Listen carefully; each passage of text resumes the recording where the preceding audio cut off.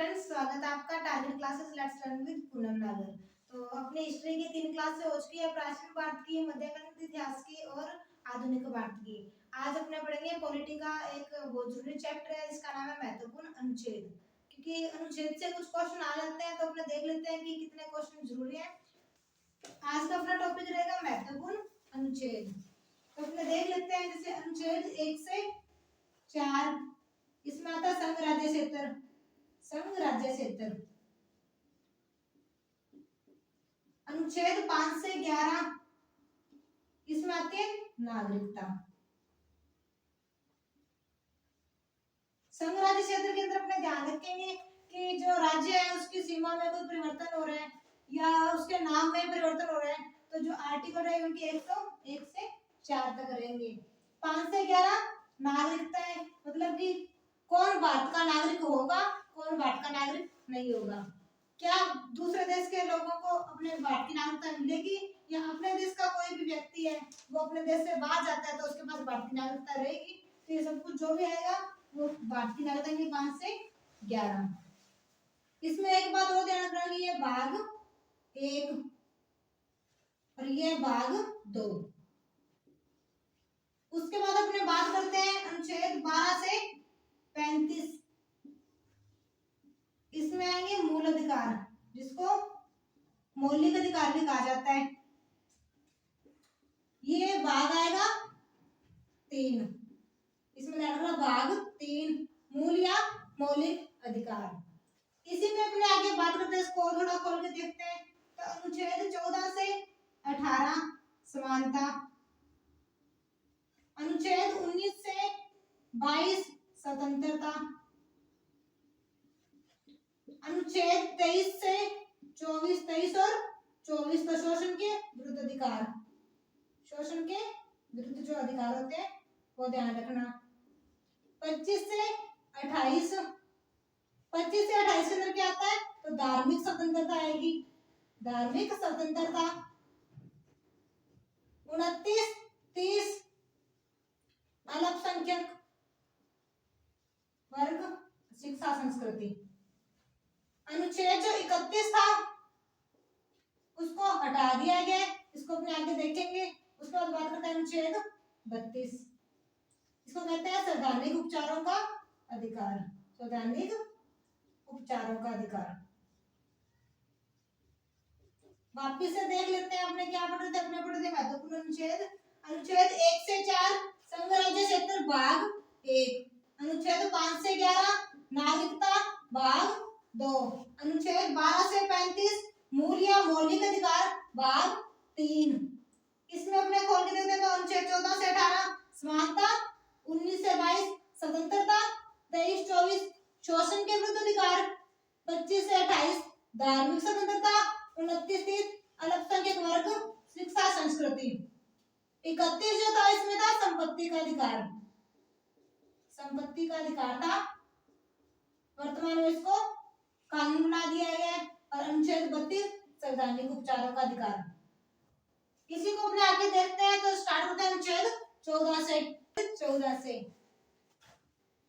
अनुच्छेद 14 अपने पढ़े थे 14 से 18 समानता है। पहले इनको समानता को देख लेते हैं खोल के।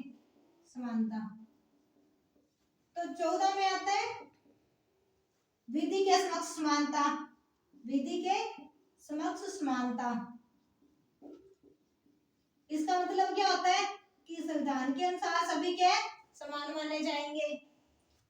15 में धर्म जाति और लिंग के आधार पर समानता, यानी कि व्यक्ति किसी भी धर्म का है, व्यक्ति किसी भी जाति का है, या उसका कोई भी लिंग है, उसके आधार पर उसका समानता रखी जाएगी, कोई असमानता नहीं रखी जाएगी।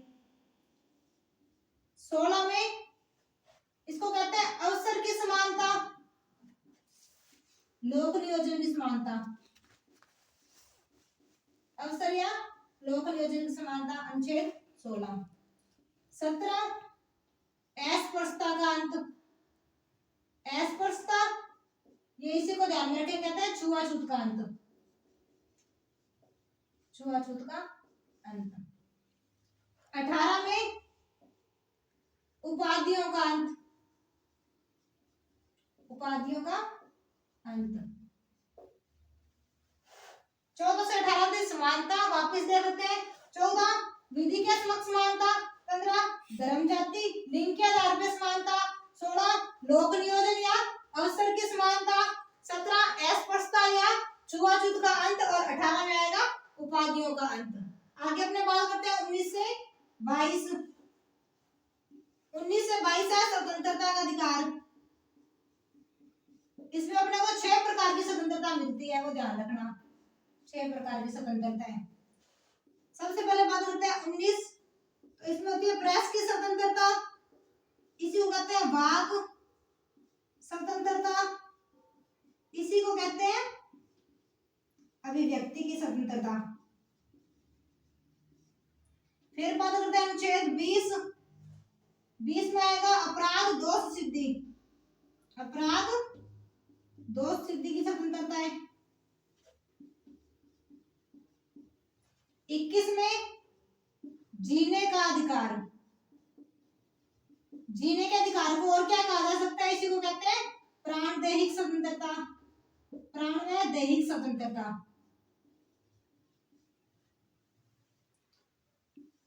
22 में गिरफ्तारी निरोध संरक्षण। कुछ मामलों में गिरफ्तारी निरोध संरक्षण का स्वतंत्रता अपने पास। दोबारा देखते हैं 14 से 18 समानता, 19 से 22 स्वतंत्रता।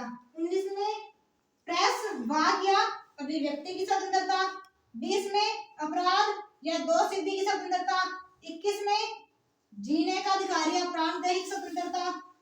और 22 में गिरफ्तारी निरोध संरक्षण। तो इसको कैसे याद रख सकते हैं, अपने याद रख सकते हैं। समानता से स्टार्ट करते हैं।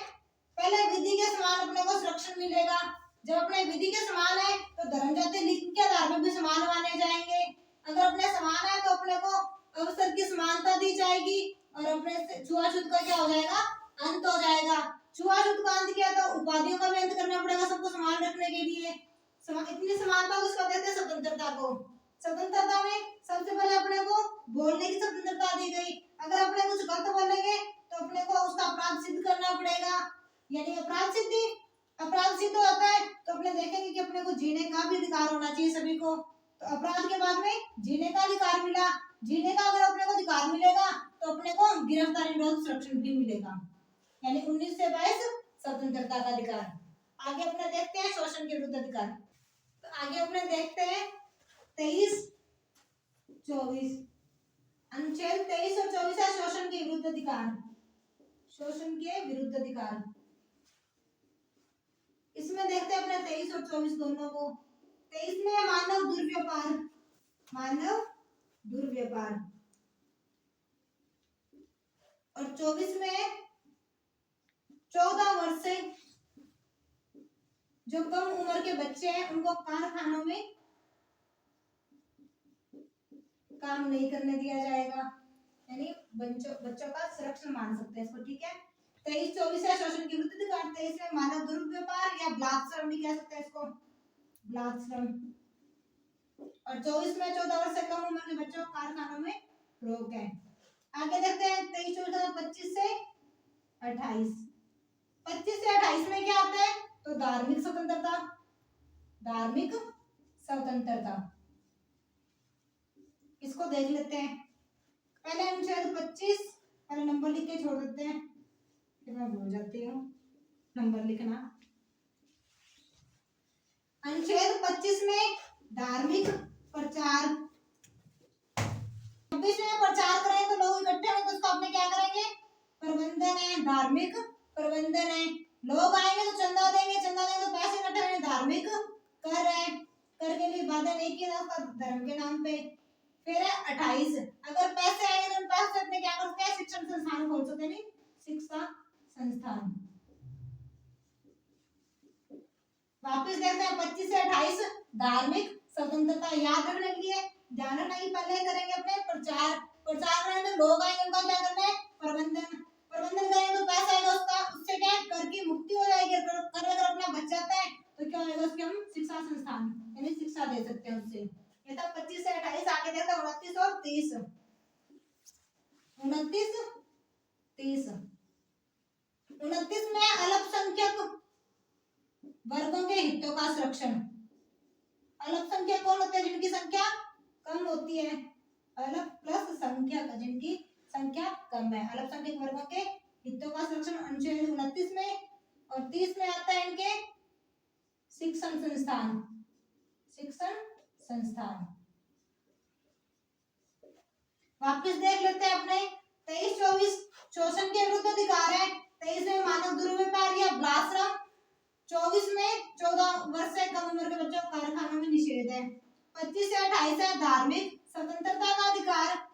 25 में पहले करते हैं अपने प्रचार, फिर उसका प्रबंधन, फिर कर, फिर शिक्षा संस्थान। 29 में अल्पसंख्यक वर्गों के हितों का संरक्षण और 30 में उनके शिक्षण संस्थान है। आगे अपने देखते हैं अनुच्छेद 31 को। अनुच्छेद 31। अनुच्छेद 31 में संपत्ति का अधिकार था, जिसको हटा दिया गया 44वें संविधान संशोधन के द्वारा। 44वें संविधान संशोधन के द्वारा इसको हटाया गया था। और वर्तमान में ये अनुच्छेद 300 के में कानून बन गया है, इसको ध्यान में रखना। आगे अपने देखते हैं अनुच्छेद 32 को।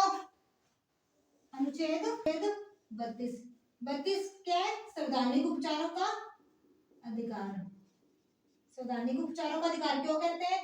कि अगर अपने मूल अधिकारों के अनुच्छेद में से किसी भी अधिकार का अपना क्या होता है कि कोई भी अधिकार अपने को नहीं मिलता तो उसके लिए अपने क्या लगाते हैं? रिट लगा सकते हैं।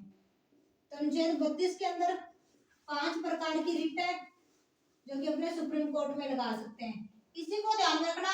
यही 5 प्रकार की जो रिट है वो हाई कोर्ट में कौन सा आर्टिकल में है? तो आर्टिकल 226 यानी 226।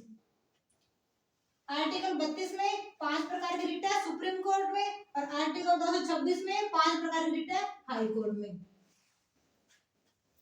तो अपने पढ़ लिया था भाग 1, भाग 2, भाग 3।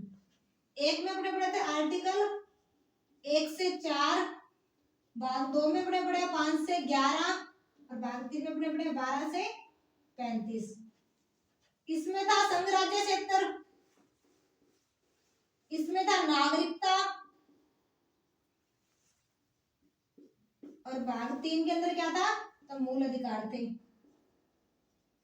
मूल अधिकार। आगे अपने पढ़ते हैं भाग 4। ये जो भाग 4 है इसके अंदर क्या दिया गया है? इसमें नीति निर्देशक तत्व। नीति निर्देशक तत्व अनुच्छेद है इसमें अनुच्छेद 36 से 51।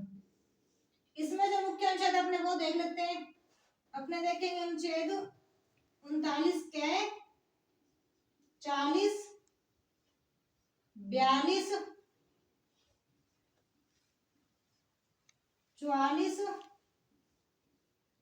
48, 48 का क्या है? 49, 50 और 51।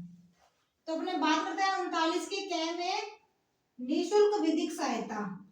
निःशुल्क विधिक सहायता। विधिक सहायता। अनुच्छेद 40 में ग्राम पंचायतों का गठन। अनुच्छेद 40 को क्या कहते हैं? गांधी अनुच्छेद। गांधी अनुच्छेद। 42 में प्रसूति सहायता।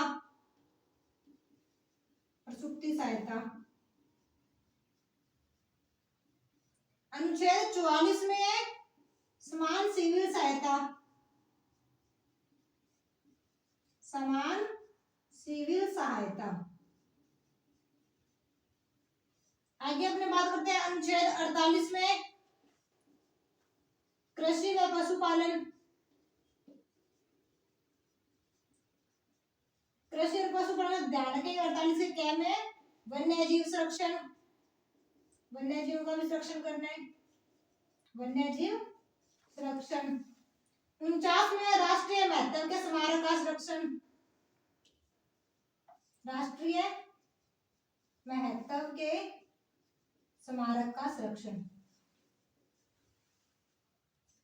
संरक्षण। आगे बात करते हैं अनुच्छेद 50 में कार्यपालिका व न्यायपालिका का पृथक्करण। न्यायपालिका का पृथक्करण।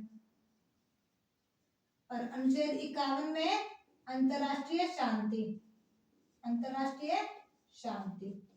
वापिस से देख लेते हैं सारा का सारा। अपने पढ़े अनुच्छेद 1 से 4 संघ राज्य क्षेत्र, 5 से 11 नागरिकता, 12 से 35 मूल अधिकार। इसी में था 14 से 18 समानता, 19 से 22 स्वतंत्रता, 23-24 शोषण के विरुद्ध, 25 से 28 धार्मिक स्वतंत्रता, 29-30 अल्पसंख्यक और शिक्षण संस्थान। 31 में क्या था? 31 में था संपत्ति का अधिकार, जिसको हटा दिया गया है। 32 में 5 प्रकार की रिट है सुप्रीम कोर्ट में, यानी कि संवैधानिक उपचारों का अधिकार। भाग 3 के बाद अपने देखा था भाग 4। भाग 4 में आता है नीति निर्देशक तत्व, राज्य की कल्याणकारी व्यवस्था के लिए चाहिए। इसी में अपने पढ़ते हैं अनुच्छेद 39 का क्या है? निःशुल्क विधिक सहायता। अनुच्छेद 40 इसी के अंदर आता है ग्राम पंचायतों का गठन। इसको क्या कहते हैं? ग्राम पंचायतों का गठन वाले अनुच्छेद 40 को कहते हैं गांधी अनुच्छेद। आगे बात करते हैं अनुच्छेद 42, तो इसमें ध्यान रखेंगे प्रसूति सहायता। अनुच्छेद 44, ये दोनों समान दिख रहे तो याद रखना समान। सिविल सहायता। 48 में सबसे पहले कृषि और पशुपालन।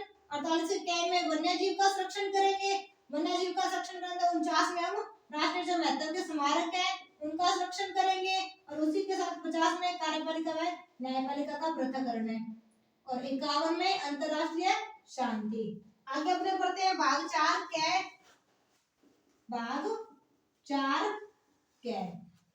भाग 4 के क्या में क्या आता है? तो कैसे कर्तव्य, यानी कि मूल कर्तव्य आते हैं, ध्यान में रखना। जो मूल संविधान है, मूल संविधान में कितने मूल कर्तव्य थे? तो मूल संविधान में एक भी मूल कर्तव्य नहीं था। तो 42वां संविधान संशोधन होता है, 42वां संविधान संशोधन हुआ और इसमें 10 मूल कर्तव्य जोड़े गए। सरदार स्वर्ण सिंह समिति की सिफारिश पे 10 मूल कर्तव्य जोड़े गए। इसी के बाद में 86वां संविधान संशोधन होता है, 86वां संविधान संशोधन होता है, इसमें 11वां मूल कर्तव्य जोड़ा गया था। तो वर्तमान में कितने मूल कर्तव्य है? 11 मूल कर्तव्य है। मूल संविधान में कितने मूल कर्तव्य है? तो एक भी मूल कर्तव्य नहीं था। आगे अपने बात करते हैं भाग 5, यानी संघ सरकार को पढ़ेंगे अनुच्छेद 52 से आगे। आगे अपने बढ़ते हैं भाग 5। भाग 5 में क्या पढ़ेंगे? अपने संघ सरकार को पढ़ेंगे। तो इसमें अपने आर्टिकल पढ़ते हैं 52 से 151। इसमें देखते हैं अनुच्छेद 52, अनुच्छेद 52 में लिखा है कि एक राष्ट्रपति होगा। 53 संघ की कार्यपालिका जो शक्ति है वो राष्ट्रपति में निहित होगी, संघ की कार्यपालिका शक्ति।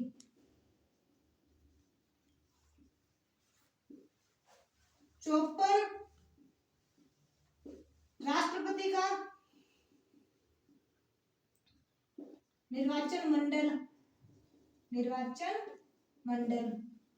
राष्ट्रपति के निर्वाचन मंडल में कौन कौन शामिल होगा? तो इसको भी ध्यान रखेंगे अपने। दोनों सदनों के निर्वाचित सदस्य, दोनों सदनों के निर्वाचित सदस्य। दोनों सदन कौन से होंगे? निर्वाचित सदस्य, यानी राज्यसभा, लोकसभा और एक बात और ध्यान रखिए, इसी में विधानसभा भी आएगी। तो राष्ट्रपति के निर्वाचन मंडल में कौन कौन शामिल होगा? राज्यसभा, लोकसभा और राज्य की विधानसभाओं के निर्वाचित सदस्य शामिल होंगे। आगे देखते हैं अनुच्छेद 55। अनुच्छेद 55 में इसकी निर्वाचन की प्रणाली, निर्वाचन प्रणाली। निर्वाचन प्रणाली अनुपातिक प्रतिनिधित्व, अनुपातिक प्रतिनिधित्व, एकल संक्रमणीय मत प्रणाली, एकल संक्रमणीय मत प्रणाली। 52 में राष्ट्रपति, 53 में संघ की कार्यपालिका शक्ति राष्ट्रपति में निहित होगी, 54 में निर्वाचन मंडल और 55 में निर्वाचन प्रणाली। 56 में कार्यकाल, राष्ट्रपति का कार्यकाल कितना होगा? तो पद ग्रहण करने से 5 वर्ष तक का कार्यकाल होगा। 57 में पुनः निर्वाचन, पुनः निर्वाचन 57 में, यानी एक व्यक्ति जो पहले राष्ट्रपति बन चुका है क्या वो दोबारा राष्ट्रपति बन सकता है या नहीं, तो उसके बारे में लिखा है पुनः निर्वाचन अनुच्छेद 57। आगे देखते हैं अनुच्छेद 58 में योग्यताएं कि भारत का नागरिक हो, लोकसभा की सदस्यता रखता हो और 35 वर्ष की उसकी आयु होनी चाहिए, तो ये सब चीजें ध्यान में रखना, और लोकसभा की सदस्यता रखता हो। 58 में योग्यताएं, 59 में शर्तें, 59 में आएगी शर्तें, 60 में शपथ, शपथ कौन उठाता है, तो सुप्रीम कोर्ट का मुख्य न्यायाधीश, मुख्य न्यायाधीश के समक्ष है राष्ट्रपति शपथ लेता है। 61 में पदरिक्ति, 61 में महाभियोग, सॉरी 61 में महाभियोग आएगा, राष्ट्रपति को हटाने के लिए महाभियोग की प्रक्रिया आती है, तो ध्यान रखना 61 में महाभियोग। 62 में पदरिक्ति, पदरिक्ति है, वापिस से देख लेते हैं। 52 में एक राष्ट्रपति होगा, राष्ट्रपति है तो उसके पास संघ की कार्यपालिका शक्ति है, 53 में संघ की कार्यपालिका शक्ति। 54 में उसका निर्वाचन मंडल होगा, निर्वाचन मंडल होता कोई निर्वाचन प्रणाली चाहिए, इसलिए 55 में उसकी निर्वाचन प्रणाली होगी। अब अगर उसके बाद में निर्वाचन प्रणाली आई तो उसका निर्वाचन हो गया, तो उसका कार्यकाल डिसाइड करेंगे। 56 में उसका कार्यकाल हो गया, कार्यकाल हो तो अपने देखेंगे क्या वो पुनर्निर्वाचित हो सकता है, तो 57 में पुनर्निर्वाचन, अगर वो पुनर्निर्वाचन हो रहा है तो उसके पास योग्यता है या नहीं, यानी 58 में योग्यताएं, योग्यता तो अपने कुछ उसके लिए शर्तें भी रख देंगे, तो 59 में शर्तें, शर्त भी रख देंगे। 60 में उसको क्या दिलाएंगे, शपथ। अब अगर उसको शपथ दिला दी गई है तो उसको हटाने के लिए भी देखना पड़ेगा, तो 61 में महाभियोग की प्रक्रिया, उसको हटाने के लिए महाभियोग की प्रक्रिया होती है। और बाद में 62 में तो अगर उसको हटा दिया तो उसकी पदरिक्ति देखेंगे कि 6 महीने के अंदर दोबारा से चुनाव हो जाना चाहिए अगर अपने उसको हटा देते हैं तो। आगे अपने देखते हैं 63 में उपराष्ट्रपति है, और 64 में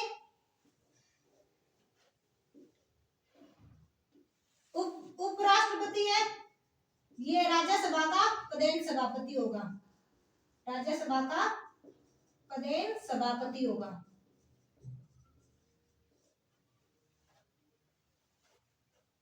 64 में देखते हैं राज्यसभा का पदेन सभापति, उपराष्ट्रपति और राज्यसभा का पदेन सभापति होगा।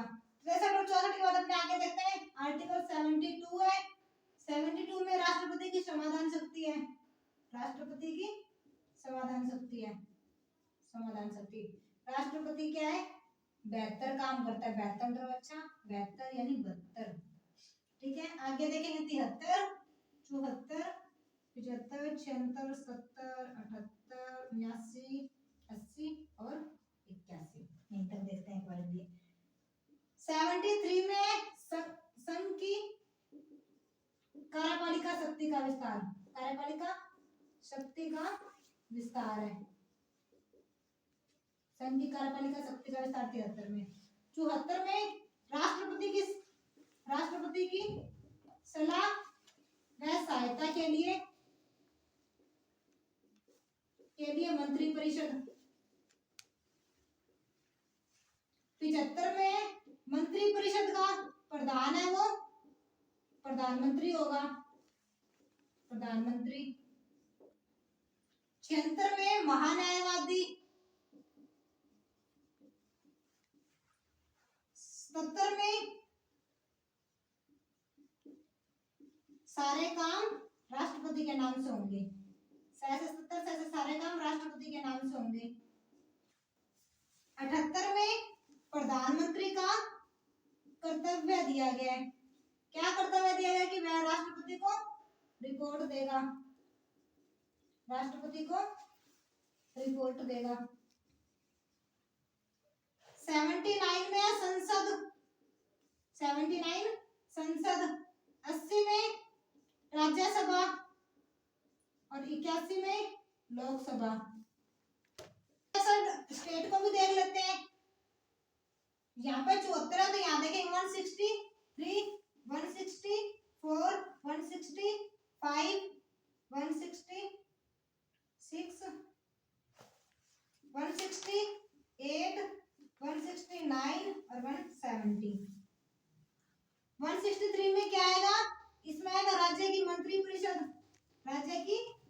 मंत्री परिषद आएगी, उसमें इसमें मुख्य कौन होगा, मुख्यमंत्री होगा। इसमें महाअधिवक्ता महान्यायवादी के सामने आ जाएगा महाअधिवक्ता। आगे अपने देखते हैं 168, 70 और 71। विधानमंडल, विधान परिषद और विधानसभा।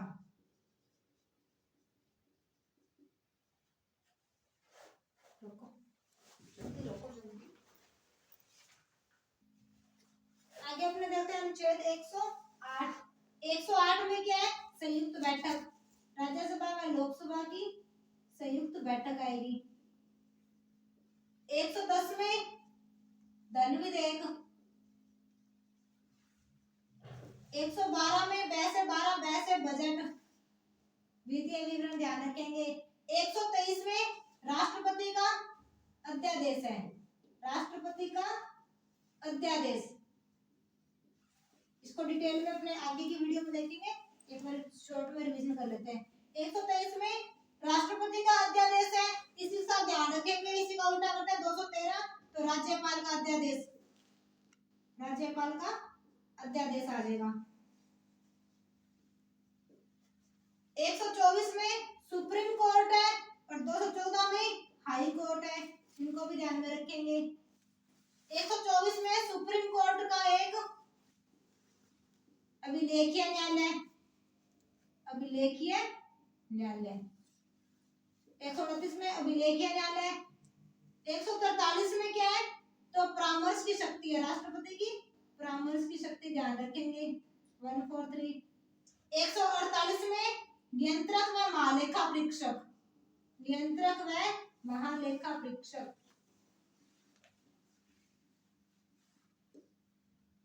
153 में राज्यपाल, 52 में क्या था, राष्ट्रपति था और 153 में राज्यपाल, इसको भी ध्यान रखेंगे। 168 में क्या था अपने पास, 168 में था विधानमंडल, 169 में विधान परिषद और 170 में विधान सभा, विधान सभा को ध्यान रखेंगे। 243 में पंचायतें, 280 में वित्त आयोग, इनको ध्यान रखना स्पेशली। 110 धन विधेयक, 112 बजट और 280 वित्त आयोग। आगे 300 में क्या था, संपत्ति, जो संपत्ति का अधिकार 31 में हटाया गया था ना, वो कानून अधिक हो गया अनुच्छेद 300 क्या है। 324 में निर्वाचन आयोग आ गया एक, निर्वाचन आयोग। 331 में एंग्लो इंडियन थे, वर्तमान में एंग्लो इंडियन के पद को खत्म कर दिया। 104 संविधान संशोधन हुआ था, एंग्लो इंडियन नहीं आया। 340 में ओबीसी आयोग बना, 41 में एससी आयोग बना और 42 में एसटी आयोग बना, तो इनको भी ध्यान रखेंगे। आगे देखते हैं 343 में राजभाषा आयोग, 352, 56 और 60 इनको स्पेशल ध्यान रखना। 352 में क्या आएगा, राष्ट्रीय आपात। 356 में राष्ट्रपति शासन आएगा और 360 में क्या आएगा, तो वित्तीय आपात आएगा, वित्तीय आपात। आगे देखो 368 में संविधान संशोधन की प्रक्रिया, संविधान में क्या संशोधन किया था उसकी प्रक्रिया आएगी। 370 में विशेष दर्जा दिया था जम्मू कश्मीर को, वो था। 371 में नागालैंड को था और 371 के क्या में क्या था, तो असम को था विशेष दर्जा, इनको भी ध्यान रखेंगे। इसी के साथ अपने वापस देखो तो अभी तक हमने क्या पढ़ा था, तो यहाँ तक अपने महत्वपूर्ण अनुच्छेद कंप्लीट, तो अपने वापस से रिवीजन कर लेते हैं। सबसे पहले अपने पढ़ा था 1 से 4 संघ राज्य क्षेत्र, 5 से 11 इसमें थी नागरिकता, 12 से 35 मूल अधिकार थे भाग 3, 14 से 18 प्रथा समानता, 19 से 22 स्वतंत्रता, 23-24 शोषण के विरुद्ध, 25 से 28 धार्मिक स्वतंत्रता के अधिकार, 29 अल्पसंख्यक वर्ग और शिक्षण संस्थान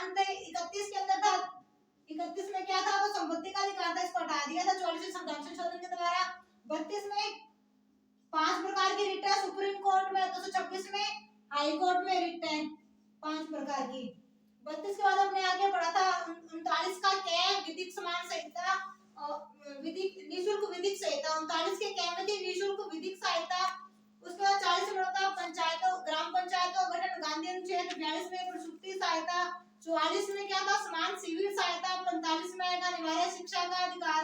48 में था कृषि और पशुपालन। 48 के क्या में था वन्य जीव संरक्षण। 49 में राष्ट्रीय महत्व के स्मारक और 50 में कार्यपालिका को न्यायपालिका से पृथककरण।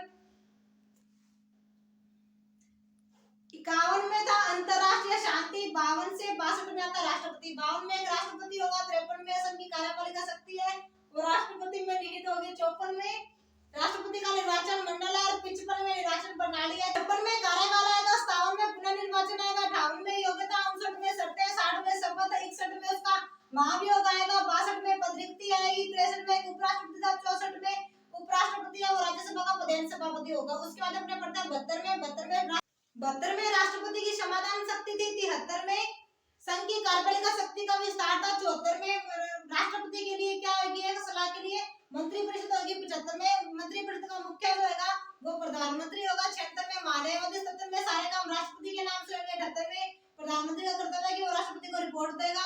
79 में संसद है। 80 में राज्यसभा। 81 में लोकसभा। 81 के बाद अपने पढ़ा था 108। 81 के बाद अपने पढ़ा था 108। 108 में संयुक्त अधिवेशन है। 110 में धन विधेयक। 12 में बजट है। 123 में राष्ट्रपति का अध्यादेश है। इसी को उल्टा करते हैं 213 में राज्यपाल का अध्यादेश आता है। 124 में सुप्रीम कोर्ट है। इसी को उल्टा करते 214 उसमें हाई कोर्ट आता है। फिर 129 में अभिलेखीय न्यायालय होगा। 143 में परामर्श की शक्ति है राष्ट्रपति की। 148 में नियंत्रक में महालेखा परीक्षक है। 153 में राज्यपाल आ जाएगा। 168 में विधानमंडल। 69 में विधान परिषद आएगी। 70 में विधान सभा आएगी। 243 में पंचायतें हैं। 280 में वित्त आयोग है। 300 में संपत्ति का अधिकार। 324 में निर्वाचन आयोग आ जाएगा। 331 के अंदर था एंग्लो इंडियन जो वर्तमान में नहीं है। उसी के बाद 340, 41 और 42। 40 में आता ओबीसी आयोग। 41 में आता एससी और 42 में आता एसटी आयोग। फिर था 343 में राजभाषा आयोग। 352, 56, 60। 52 में राष्ट्रीय पाद। 56 में राष्ट्रपति शासन और 60 में विधिया पाद। 368 में संविधान संशोधन आया। संविधान में संशोधन करने की क्या प्रक्रिया थी। 370 में जम्मू कश्मीर को विशेष दर्जा था। 71 के क में नागालैंड है और ख में असम है। इसी के साथ अपने दो चीज रह गई थी वो देख 266 और 267 ये भी जरूरी है। 266 में आकस्मिक निधि। 266 में है संचित निधि और 267 में है आकस्मिक निधि। तो इन दोनों को भी ध्यान में रखना और अपने ये महत्वपूर्ण अनुच्छेद कंप्लीट होते हैं। Thank you.